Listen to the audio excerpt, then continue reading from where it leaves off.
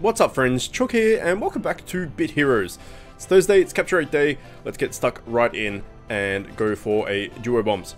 So we've got our 40% capture rate on our runes, and we've got a 50% on our daily bonus, and we don't really need to worry about our raid team because it's raid 4. And we'll try and get this Duobomz and get welcome to +4. And then if we can get another one and another Driffin, then we can get your welcome to +5, and all should be good, and then we can move on from there. This might be a little bit shorter of a video, purely because it's like 37 degrees or something in Melbourne today, and I am upstairs in my study, and if you know anything about heat rises, and it is stifling in here. So I do have my fan on. If you can hear that in the background whirling around, you probably can't because with all the game sounds and me talking and everything, but if you can, I apologize. But it is super duper hot in here, and I don't really want to sit in here for half an hour if I can help it. So we might do just a bit of a quicker video today, purely because it's hot. So yeah, just a heads up for that. Now, speaking of it being hot and videos, the next Let's Play video series thing for the channel will be the Resident Evil 2 HD Remaster Remake thing that is launching tomorrow. I am working tomorrow, but I'm planning to try and get some recordings done and out to you by early next week. So my internet here in Australia sucks ass, and it takes me a long time to upload a video. So I'm going to try and get some recordings done and upload them over the weekend and stuff, and get them out to you next week. Hopefully over the weekend if my internet will allow it. But that is the next Let's Play that's going to be starting. And like I said, it launches tomorrow. Now tomorrow in Melbourne is going to be 43 degrees Celsius, which I don't know what that's for Fahrenheit, but it's a lot, man. Like it's yeah, it's hot. It's super hot. So in my study, it's probably going to be more like, I don't know, man, hot. Hotter than 43, we'll put it that way. Considering boiling point of water is 100 degrees Celsius, it's going to be maybe close to 50, so half the boiling point of water. Yeah, so I'm going to try and record Resident Evil 2 tomorrow when I get home from work, but it all depends on how hot it is. But I'm sure you understand, but I will try to get those videos out as soon as I possibly can, and that will be the new series. Which is good. So, not that this is a video about Resident Evil or anything, but I just thought I would give that heads up. If you're interested in that game and you like watching my Let's Plays and stuff, Resident Evil 2 will be the next game in the Let's Play catalog series thing. So I did put up a vote whether you wanted to see that or God of War, PS4 God of War, and they were both fairly popular. So we'll do Resident Evil 2 HD Remake, and then we'll do God of War afterwards. Anyway, back to Bit Heroes. The Thursday capture rate video type thing plan is always still the same. Trying to get these Duobomz and Driffins to get the welcomes, and then I did throw out some options there over the last few weeks of what you guys would like to see after that, after welcome is done. And the general consensus bleh, is to just pretty much just keep making welcomes and try and make the mythic world guy. So we will definitely need to get another welcome after this one, because this one will make it +5. Alright, so we got a max welcome sitting there, which is awesome. Then we need a welcome for Waldiger. So rather than use one of the ones we have, it'll go down to +4 in that case. We want a max one, therefore we'll have to make another welcome for spare. And it also needs a Zolofby and a Captain Wombuzz, I think, are the other two. So there's a lot of it's Zolofby and Yorlag or Torlag, one of the Orlag clan boss things. So I started doing Orlag clan boss again to get Hobbit feet. So we're going to need a shitload more Hobbit feet. I think it's 45 Hobbit feet or something that we need. So we've been through those kind of discussions over the last few weeks, but that is what we'll be doing.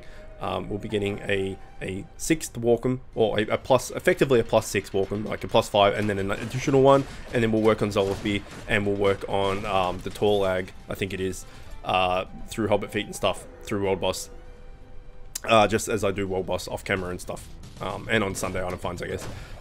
But once we get the +6 welcome, we'll start working on Zolofby.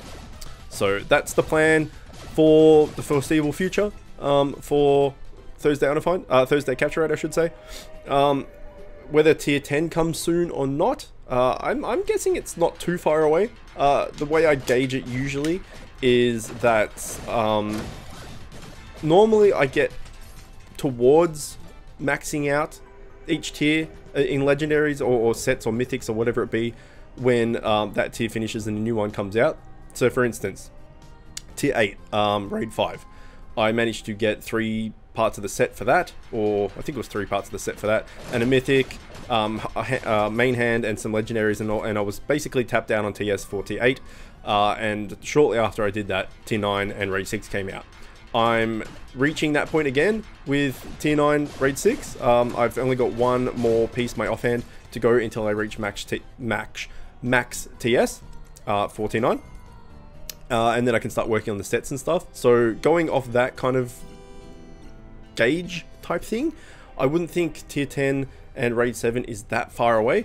It has been, I can't remember the dates or anything when tier 9 raid 6 came out, but it's been a while now. It's been like more than a few months. So maybe tier 10 raid 7 will come shortly. If that does come shortly, that may throw a new fusion in the works, and we may swap over to get the new fusion for whatever it is for capture rate Thursdays. We'll just have to wait and see. That's all speculation. We can't go into that just yet. So, but that's definitely a possibility. There's also the expeditions as well, if we get a schematic from the expeditions and stuff. So there's a lot of things we can do that is all based on what comes out, what drops, all that sort of stuff. But for the moment, we'll keep going with Walkham and then start to work towards that mythic fusion. And then that way we've got a kind of direction we're heading, and if some curveballs come in and change stuff up, that's fine, but we've always got that in like the baseline thing to aim for. And then, you know, there's nothing stopping us from just trying to +5 that as well, which is never going to happen, let's be fair. +5ing a mythic, unless you're super pay to win, is a really stupid idea.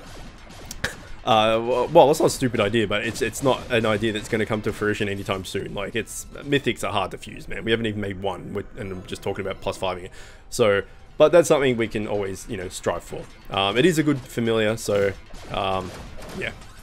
And then Sunday Undefined is the same as it always has been. We'll do world boss raids, Trials Gauntlet, and then if there's an expedition out or an invasion out or something, we can tackle them as well. Again, if the new tier and the new raid comes out, then we can throw that in the works and, you know, do them instead of raid 6. But we'll just have to wait and see. There's no report or news or teasers or anything yet of any new content coming out. So it's not like it's going to drop next week or anything. But my prediction, personal prediction, is it's probably not too far away. Purely gauging by what I was saying, that I generally get to max TS of each tier, and then the new one comes shortly afterwards, and I'm reaching that point now, which makes me think that if it's going via history, then it's probably not too far away. So I did on Sunday, I think it was, Sunday Undefined, I did go through, and the fact that I swapped my my gear out and my build and everything, and I did put my tier 9 main hand pew pew thing, what's it called, UMD Lazolt. So that's now fully upgraded. I got the legendaries I needed to break down to fully upgrade that. So now we're just waiting on an offhand and 500 beanstalks to fully upgrade that. Then we can start working on maybe this mythic and set and stuff. But like I said, by the time that all comes to be, the new content will probably be here by the time that gets around to it. But we'll see. So what else is there new in the Bit Heroes world that I can talk about? I usually answer questions and stuff from the week preceding the video. There hasn't been that many questions actually this week, apart from the age-old ones of like, I'm stuck on a flag, what do I do, and all that sort of stuff. There's been a fair amount of talk about pet eggs and accessory boxes and which ones to go for and stuff, because I did open my, on Sunday video, I did open my accessory box, the 5k one, and got a epic, which sucked. And not only was it because you're guaranteed to get an epic, right? So I was guaranteed to get it, but I didn't get anything better than it, and it was the worst epic you can get. So it was the worst possible thing that could happen happened. So I kind of jinxed myself saying that lifesteal is shit, and then I opened the box and I got a lifesteal accessory. So that was awesome. But it is what it is. We'll save up to get 5k again, and hopefully we can get that soon, but it'll probably be a few months. But I went over the math about which box to open and all that sort of stuff. So I've still had questions. I thought I was pretty clear on that and my opinions on that. But I still had questions about which box I should buy or which egg I should buy and all that sort of stuff. So I've addressed them in the comments, but I'll quickly just go over it again now, probably for the third time. So unless you missed the videos or skipped ahead or weren't paying attention, or I don't know, but either way, this is my opinion on the pet eggs / accessory boxes.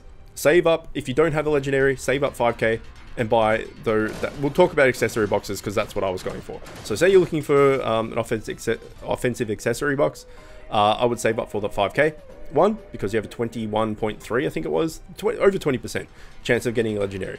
If you buy just the large accessory boxes, you have like a 3% chance of getting a legendary. So yeah, it is like 5 times the amount of gems, but you also have a 20% plus chance of getting a legendary, whereas the smaller boxes, the large box, cheaper boxes I should say, are only a 3% chance. So 20% chance compared to 3% chance, you take 20% chance all day, right?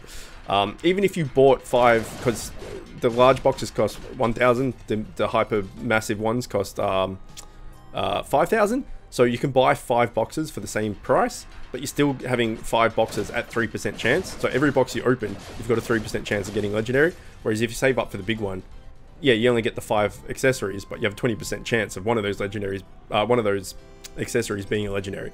So in my opinion, it's better to save for that 5k if you don't have a legendary. If you're purely going to get the legendary, save your 5 grand and buy that accessory, the mega accessory box or the mega pet egg or whatever it is, for your 20+% chance of getting that legendary. Once you have the legendary, you don't need to buy those boxes again. Buy the cheap ones, because all you're looking for there is just more accessories that you can break down, that you can exchange into the materials that you use to upgrade those accessories. So let's say you save up your 5k and you buy a box and you get a legendary, then fuck yeah, congratulations. Then you just buy the 1,000 box accessories, the 1,000 gem accessory boxes I should say, and then you just break down all of those into the materials and upgrade that legendary that you got.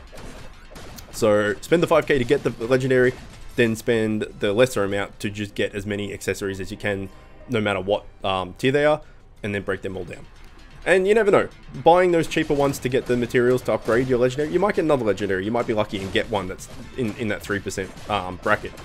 But going for a legendary from that 3% bracket, considering how RNG this game is and how it likes to kick you in the ass and not give you schematics and not give you the gear that you want and not give you the fusions you want and to not drop the familiars, to not come up for persuasion, all that sort of stuff, you're already kind of against going against the grain with having good luck. Trying to get something at 3% is not the best idea, but people have done it. I've got a lot of people that told me that they've got their legendary pet and their legendary accessory out of the small out of the 1,000 gem boxes, and so it's definitely doable. It's just much rarer for it to happen. Anyway, that's my opinion on that. I've gone through that multiple times in the last few videos, so I'm not going to keep going on that about that and be broken record, just repeating myself over and over again. But I did get a fair few questions about that this week, so I thought I would tackle that topic again.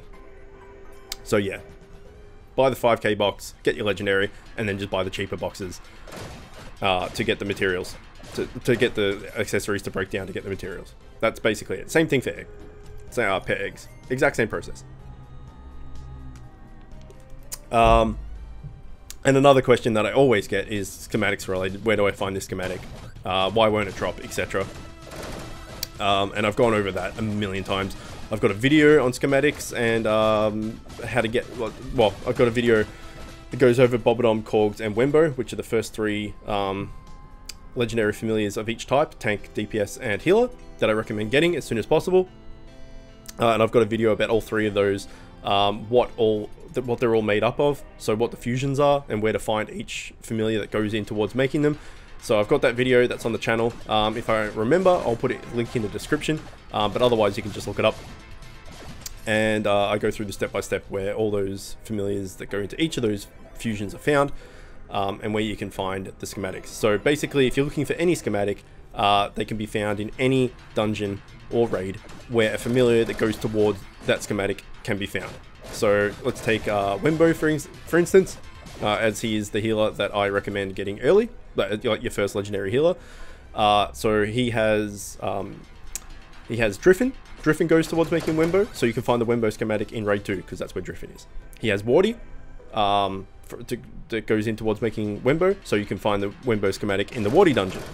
He has Squibbo, so you can find the schematic in raid 1 where Squib is, or in zone 1 dungeon 1 where Tubbo is.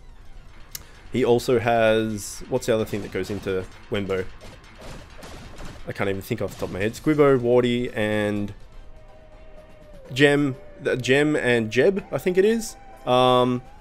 So the schematic can be found in both of those dungeons as well. So pretty much if you're looking at a legendary schematic and you're wondering where to find it, any familiar that goes towards fusing that schematic, the schematic can be found in any dungeon or raid that those familiars are found in. So just like here, we're going for Duobomz to make Walcom. So the Walcom schematic can drop in raid 4 because Duobomz is one of the familiars used to fuse Walcom. So because Duobomz is one of the things that goes towards fusing Walcom, the Walcom schematic can be found in here. So once you get your head around that, and you know where the actual familiars that go towards the fusions are found, that's where you go and farm for those schematics. So if we're talking about Bobodom and Wembo specifically, your best bets to find those schematics are raid 1, because in raid 1 you find Squib for Wembo, and you also find Ragnar for Bobodom. So both of those fams are found in raid 1, therefore both schematics are also found in raid 1. And also zone 2 dungeon 3, which is Gem's dungeon. So Gem goes towards fusing Wembo, so Wembo schematic can be found in there, and then Brom goes towards fusing Bobodom, so Bobodom schematic can be found in there. So if you're looking for Bobodom or Wembo or both schematics, you can find the best places probably to look for them are in zone 2 dungeon 3 and raid 1, because both schematics can be found in both of those areas. So if you're looking for both of them or either of them, farm those two places, and that's your best bet for finding those fams. Now I have had questions relating to that actually, about why I recommend Walcom. Why I recommend Wembo, why not Walcom, or why not Roleska or any of these people. Not Roleska, sorry, Remruade as other healers and stuff. And my reasoning behind that is Wembo can be found much earlier than maybe it's usually Walcom or Wembo, which one? And my recommendation is Wembo because he can be found much earlier than Walcom. So as we just discussed, you need Duobomz from raid 4 to make Walcom. So you have to be up to and farming raid 4 to be able to get the familiars you need and to make Walcom, right? Whereas Wembo, everything can be found raid 2 or before. So you can make Wembo as soon as you reach raid 2, as long as you have the familiars needed. Minimum to get Walcom is raid 4. So you're going through 2 whole zones and 2 more raids to get to Walcom. That's why I recommend Wembo, because you can get him much easier and much quicker than you can get Walcom. And Bobodom can be found as of raid 1, I believe. So yeah, by the time you get to raid 2, you can, if you put the time in and get lucky with persuasions and schematic drops and all that sort of stuff, get Bobodom and Walcom. And if you can get Bobodom and Walcom as soon as possible, like while you're in raid 2 for instance, all of your troubles with flags and stuff like that will be greatly diminished, and you won't really have many problems with flags anymore. And even for PvP and stuff, like plus Trials Gauntlet, right? You put Bobodom in the front, you put Wembo in the middle, and you put you at the back. You've got your Trials Gauntlet team set as well. So I highly recommend getting Bobodom and Wembo as soon as possible. It helps way more than people realize. And I get questions every single week about, I'm stuck on this flag, how do I get past? And they're using Shramps and Remy T or Yobbo and Squib, not even Squibbo and stuff like that. It's just like, yeah, get your Bobodom, get your Wembo, and you're set. And for Trials Gauntlet as well. So it's just do it. Just get them as soon as you possibly can. Plus, it can work for 3's PvP as well. You know, same thing. You put Wembo, you put Bobodom in the front, put Wembo in the middle, put you in the back. For 3's PvP, you've got a tank, you've got a healer, you've got yourself. So yeah, I can't recommend getting them as soon as possible enough. It just makes the game a hell of a lot easier. And considering how much kind of what's the word I'm looking for? Resistance there is in these games, as I was talking before, how much, like, you know, it takes to get those legendary drops or those set drops or those mythic drops or get the familiar looking for to pop up for persuasion, all that sort of stuff. You want to get as much advantages and have as easy a life as you possibly can, right? And they make easy life, so yeah, get them. For everybody that already has them or is in later game or up to raid 6 and all that sort of stuff, that was obviously not so directed or important to you. But I'm sure that you can appreciate the struggles and stuff of trying to get through flags and stuff. And if you were one of those people that did get to the end, you know, tier 9 and stuff, and you didn't have legendary fams and stuff, and you knew how much of a hassle and struggle it was, and now you have the legendary fams, and you're like, oh, everything's a pushover, you can appreciate, if you got them early, how much of a lifesaver it would have been.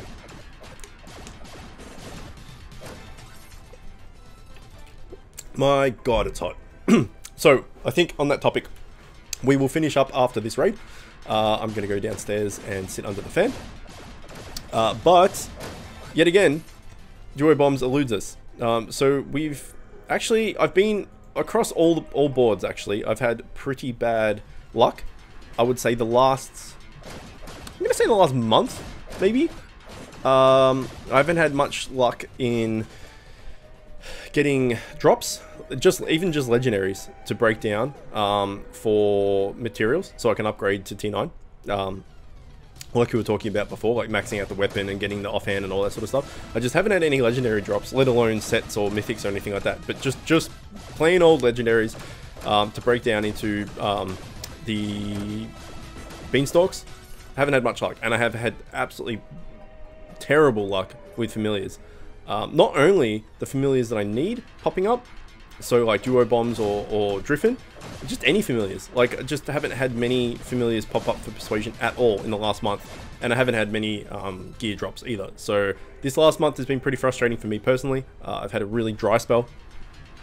But it's like swings and roundabouts and stuff, right? It eventually comes back, and then you get a flood of gear and stuff. So it's just perseverance and being patient and all that sort of stuff. So, but the last month has been pretty frustrating, and I was talking to a good friend of mine and one of my patrons, Bop, earlier, and he was saying, like, how's things going? And he like, it's got a few drops and this, that, the other, and he got the trophy accessory just from opening a 1000 box. When he was opening it just to get materials to break down and all these type of things, and he was asking how I was going. I was like, yeah man, I haven't had any luck for about a month. So yeah, from a personal thing, I've struggled a little bit, but hopefully it swings around, and shit, that's a cool cosmetic, I like that. And I get some luck soon, which would be nice. But by the time as I mentioned, by the time I actually get around to getting 11 legendaries, so the legendary itself for the offhand or the set piece, whatever it be, and then 10 more legendaries to break down to get up to 500 beanstalks, maybe by the time that actually all happens, maybe the next tier will have been announced. We don't know, we'll have to wait and see.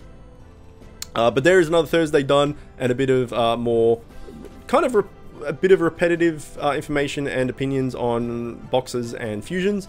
But I'm still getting questions about them constantly, so I figure I'll keep mentioning it. But as I said, I don't want to be a broken record and bring it up every single video, because that will get boring. So I probably won't mention that for a bit, hopefully, if I remember. But if you're watching this, hopefully that has helped you and made a little bit more sense as to what to do and where to go and all that sort of stuff, and what to spend your gems on. But that is Thursday capture rate done. Next will be Sunday undefined, and as always, we'll just be doing Gauntlet and raid and world boss, and hopefully getting some legendaries to break down for that offhand, as I mentioned. But for now, that is it. Hopefully you enjoyed it. As always, thanks for watching, and I will see you next time. If you like this video, click here to see another one just like it. If you're new to the channel and like what I'm doing, click here to subscribe and become the newest member of the Chicken Coop. If you really like what I'm doing, you can find a link to my Patreon in the description, where you can help support me and help the channel grow.